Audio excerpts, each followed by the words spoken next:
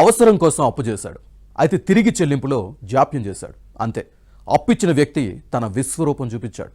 అచ్చు సినిమాలో చూపినట్లు ఓ విలన్ అతనిలో ఆవహించాడు. ఇంకేం, తన గ్యాంగ్తో అప్పు తీసుకున్న వాడికి చుక్కలు చూపించాడు.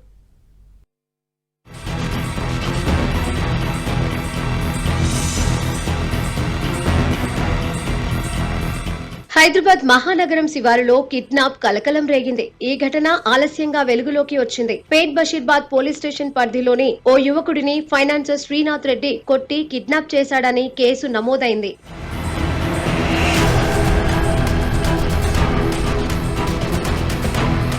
న్యూ ఇయర్ వేడుకల కోసం ఫైనాన్సర్ శ్రీనాథ్ రెడ్డి దగ్గర యశ్వంత్ 5 లక్షల అప్పు తీసుకున్నాడు. అయితే తిరిగి డబ్బులు చెల్లించే విషయంలో కాలయాపన చేస్తూ వచ్చాడు. ఎన్నిసార్లు అడిగినా ఇవ్వకపోవడంతో సహనం కోల్పోయాడు ఫైనాన్సర్ శ్రీనాథ్ రెడ్డి. మా పైసలు మాకు ఇస్తారా, ఇయ్యరా? ఇయ్యమని ఎట్లా ఇస్తాం భయ్యా, కాకపోతే మనిషిని పెట్టి ఇట్లా ఏంటి?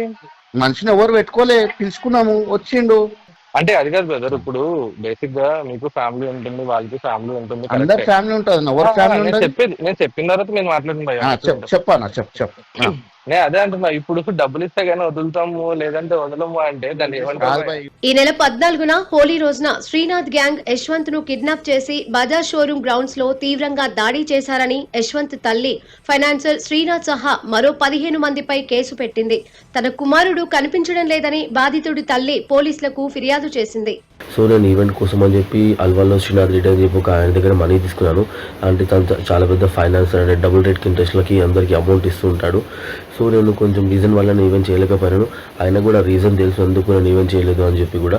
సో ఈవెంట్ దాని తర్వాత నాకు కొంచెం మేనేజ్మెంట్ చేయడం స్టార్ట్ చేశాను, అమౌంట్ ఇవ్వు అని చెప్పి. సో దాంట్లో కూడా నేను మొన్న కొంచెం అమౌంట్ కూడా పే చేశాను.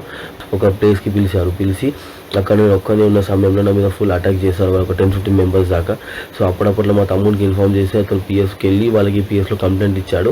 అక్కడ నుంచి మళ్ళీ వాళ్ళు పిఎస్లో కంప్లైంట్ ఇచ్చారని చెప్పి వీళ్ళకి తెలిసి నన్ను అక్కడ నుంచి కిడ్నాప్ చేసి ఇంకొక ప్లేస్కి షిఫ్ట్ చేసి నన్ను ఆల్మోస్ట్ ఒక 10 o'clock 11 o'clock కిడ్నాప్ చేసి వాళ్ళు మార్నింగ్ 3-4 దాకా నన్ను అక్కడనే ఉంచారు. ఫుల్ నన్ను టార్చర్ చేశారు. మిస్సింగ్ కంప్లైంట్ అందుకున్న పోలీసులు బిఎన్ఎస్ సెక్షన్ల ప్రకారం 118(1), 127(2)గా కేసు నమోదు చేసి దర్యాప్తు చేస్తున్నారు.